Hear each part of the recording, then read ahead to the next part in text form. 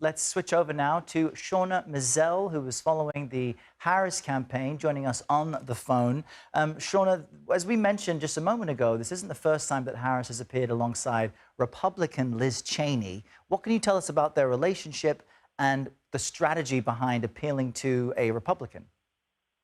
Hey, good morning, Errol. So this would be a newfound relationship. You saw Liz Cheney come out over the summer and say she would not be supporting former President Donald Trump. But then you saw her in the birthplace of the Republican Party appearing side by side by Vice President Kamala Harris in endorsing her campaign. And the campaign is really trying to engage and reach a broad coalition of voters. So obviously this isn't their typical voter. But yesterday you heard Liz Cheney talk about things like abortion and talk about the impact of the Dobbs decision in some circumstances and cases where women were not able to receive life-saving care. And so they're really trying to reach those conservative women. And Tim Walz, appearing yesterday on The Daily Show, said that he thinks endorsements by folks like Liz Cheney and her father, former Vice President Dick Cheney, give those other Republicans a sense of permission that they can go out and support a Democratic presidential ticket. So it's interesting. It's almost like an effort to appeal to Republicans, but also doubling down on Democratic support. You mentioned Governor Tim Walz.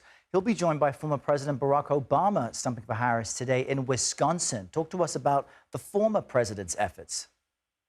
Yeah, well, I think what this underscores is an effort by the campaign to bring out all the big guns, essentially. You saw Tim Walz just last week with former President Bill Clinton, but this time he will be joined by former President Barack Obama, who we know has a lot of support within the Democratic Party. Now, Obama was one of the last prominent Democrats that came out and endorsed Harris right after Biden dropped out and endorsed her. But since then, he gave that speech at the DNC along with his wife, former First Lady Michelle Obama, and we've seen him out in Pennsylvania also trying to appeal to those who are black men, and statistics show that while black men are supporting Harris in the same rates that they did Biden, there have been some other reports that that support could be withering, and we are seeing some black men move towards former President Donald Trump.